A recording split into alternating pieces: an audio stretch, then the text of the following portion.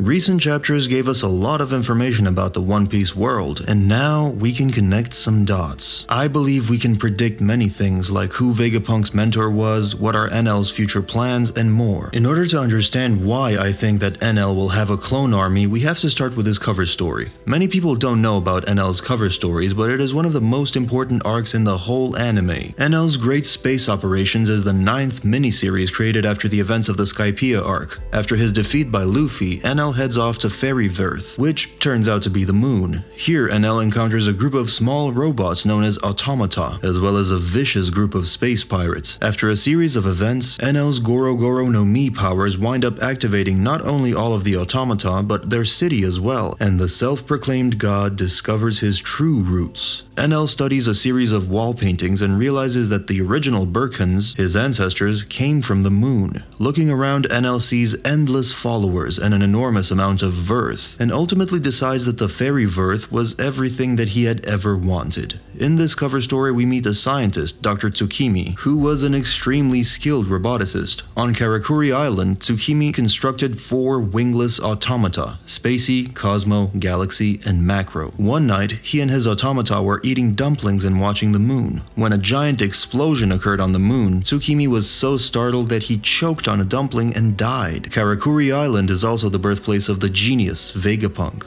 I don't think this is a coincidence. Their ages match perfectly. I believe Tsukimi was Vegapunk's mentor. Tsukimi seems to be really clever as far as he could create robots. Vegapunk also mentioned that a scientist told him that people lose 21 grams of weight after they die. I don't know if Tsukimi is the one who made this experiment, but I'm pretty sure he's the one who told Vegapunk about it. It was revealed that there is an ancient city on the moon named Burka, where technology and architecture were highly advanced. The city's name is the same as Burka, a sky island far to the southeast of Skypiea. From paintings on the walls, some of the city's history is revealed. It was home to moon people, the ancestors of Skypians, Shandorians, and Burkans. But one day, they left Burka and headed to the main planet due to the lack of resources on their homeland. They left their creations on the moon, the robot-like creatures named automata. It is unknown when their emigration took place, but it was at least 1,100 years ago, since it was at that time that the city of Shandora was prosperous. This also explains Vegapunk's words when he said that ancient people had more advanced technologies 800 years ago. At the end of Enel's story, Enel activates the automata army who were in the ruins of an ancient city on Fairyverse. Now this is where it gets interesting, and where Tsukimi plays a big role. The Karakuri Island automata created by Tsukimi are dressed in themed outfits and are a little bit bigger than their Fairyverse counterparts. The Fairyverse automata have the same wings that the Shandia and Skypians wear on their backs. The storyline does not detail how the moon automata and the Karakuri Island automata came to share the same appearance, but Dr. Tsukimi has the answer. There are 2 possibilities. Number 1, Tsukimi went to the moon, which is less likely. We don't know much about him, but it does not seem that he could go to the moon. Number 2, he found some blueprints of the moon people from the Void Century. I think this one is more likely. I don't know how he managed to do it, but there are no other possible explanations. The moon and the Karakuri Island automata are identical. I believe that moon people could create robots as well as they also knew how to make clones. Enel found the lost ancient city with the automata army, so if Dr. Tsukimi could understand how to make clones, I am sure Enel can as well. Don't forget that Enel is one of the smartest characters in the whole of One Piece, so I am sure he will learn how to replicate. It was written on the walls after all. Also, Enel activated the automata with his devil fruit powers. Enel ate the Goro Goro no Mi, a Logia-type devil fruit which allows him to create, control, and transform his body into lightning. We must keep in mind that the automata army is not that strong. Also, Enel has a huge god complex and he won't accept anything less than him. I believe he will replicate himself. How? Dr. Tsukimi could create replicas of the automata with the help of the blueprints from the moon people. There is a high chance that he is the mentor of Vegapunk, and now we know that Vegapunk can create people's clones, so I believe there is a huge possibility that Enel can learn how to create his own clones as well. His devil fruit suits him perfectly for this experiment as well. The theory about Enel creating his own clone army ends here. Now, when will he appear and why? I believe we will see him in Elbaf. Elbaf is based on Norse mythology, and it will be weird if we don't see the god of thunder in Elbaf. In Norse mythology, the god of thunder, Thor, was known for his quick and hot temper, just like Enel.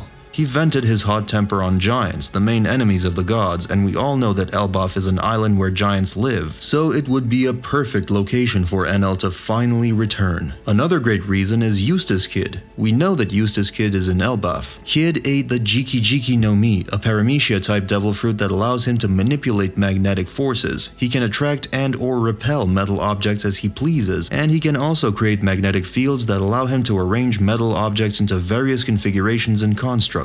We saw his awakening and know that he can bestow magnetic properties onto things other than his own body. Enel and Kid's personalities are very similar. I don't think they will become allies, but their combined devil fruit powers may play a big role. Kid did not become Trafalgar Law's friend, but he fought Big Mom with him, so we may see Enel and Kid's combined attacks as well. With electricity and magnetism, they will create electromagnetism. In physics, electromagnetism is an interaction that occurs between particles with electric charge via electromagnetic fields. The electromagnetic force is one of the 4 fundamental forces of nature. It is the dominant force in the interactions of atoms and molecules. Electromagnetism can be thought of as a combination of electrostatics and magnetism, 2 distinct but closely intertwined phenomena. Its forces occur between any 2 charged particles, causing an attraction between particles with opposite charges and repulsion between particles with the same charge, while magnetism is an interaction that occurs exclusively between charged particles in relative motion. There are different types of electromagnetic radiation. For example, gamma rays, X-rays, or visible light, which makes things able to be seen. I don't know what Oda will make with this power, but it may even nullify the powers like Shiryu's devil fruit, which makes him invisible.